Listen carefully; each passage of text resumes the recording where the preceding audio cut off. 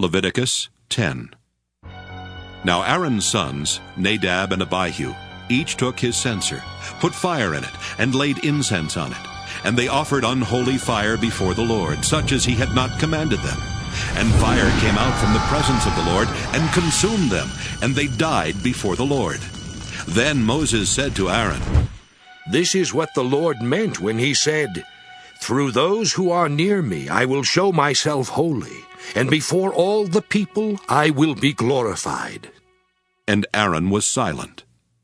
Moses summoned Mishael and Elzaphan, sons of Uzziel, the uncle of Aaron, and said to them, Come forward and carry your kinsmen away from the front of the sanctuary to a place outside the camp.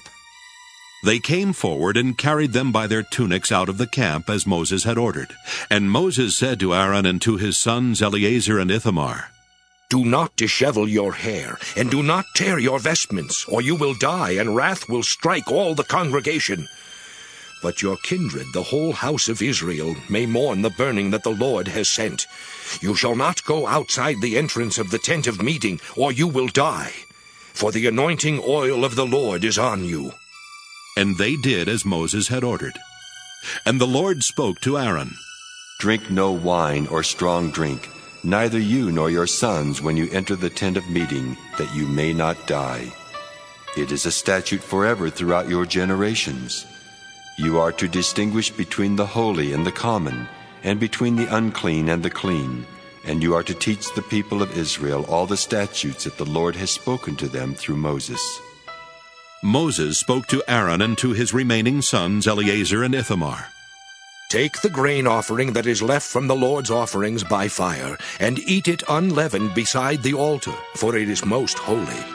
You shall eat it in a holy place, because it is your due and your son's due from the offerings by fire to the Lord. For so I am commanded. But the breast that is elevated and the thigh that is raised, you and your sons and daughters as well may eat in any clean place, for they have been assigned to you and your children from the sacrifices of the offerings of well-being of the people of Israel. The thigh that is raised and the breast that is elevated they shall bring, together with the offerings by fire of the fat, to raise for an elevation offering before the Lord. They are to be your due, and that of your children forever, as the Lord has commanded. Then Moses made inquiry about the goat of the sin offering, and it had already been burned. He was angry with Eleazar and Ithamar, Aaron's remaining sons, and said, Why did you not eat the sin offering in the sacred area? For it is most holy, and God has given it to you that you may remove the guilt of the congregation, to make atonement on their behalf before the Lord. Its blood was not brought into the inner part of the sanctuary. You should certainly have eaten it in the sanctuary, as I commanded.